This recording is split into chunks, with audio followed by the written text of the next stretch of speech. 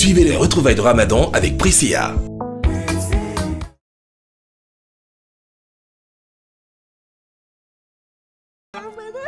Papa, laisse maman.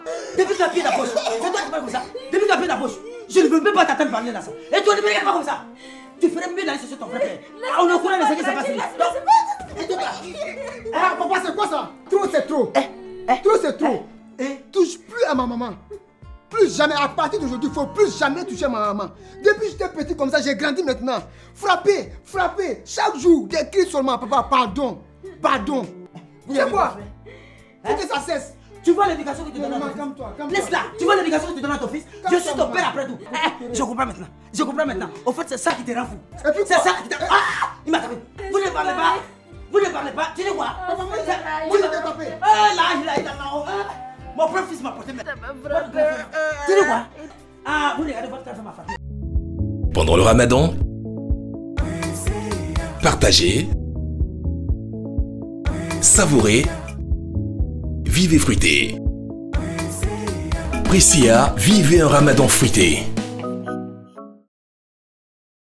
أعوذ بالله السميع العليم من الشيطان الرجيم بسم الله والصلاة والسلام على رسول الله. Chers aimables téléspectateurs, parlant du bon traitement que nous devons administrer à nos épouses, nous les hommes, Allah s'adresse à nous dans le Saint-Coran en ces termes.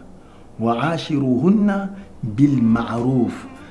Traitez-les avec bienfaisance. Alors, dans le sketch que nous avons vu, alors vraiment, ce n'est pas un bon exemple que chacun donne. Au point où son fils se lève pour lui dire « Papa, laisse maman ». C'est vrai qu'il y a des moments d'incompréhension dans tous les couples. Oui, quelle que soit la qualité ou le niveau de spiritualité des personnes qui sont en présence, on est des êtres humains, on a des moments de faiblesse. Mais il faut savoir être digne. Quand un problème se pose entre madame et nous, faisons en sorte que les enfants soient à l'abri de cela. Et épargnons leur, voilà, ces chocs-là que nous provoquons dans les violences que nous adressons les uns les autres. Oui, je rappelle une fois de plus, battre sa femme n'est pas digne d'un musulman. Alors comprenons-le. Et ce Ramadan doit pouvoir nous aider à nous inscrire résolument dans la droite ligne de ce que nous a enseigné le prophète Mohammed sallallahu alayhi wa sallam. Salam alaikum wa rahmatullahi wa barakatuh, chers frères en islam, chers téléspectateurs. Donc nous disions que les artères, n'est-ce pas, la santé des artères était liée intimement à l'alimentation que nous avons.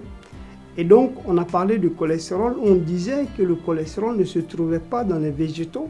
Le cholestérol se trouve justement dans les mammifères, dans la viande, dans certains poissons.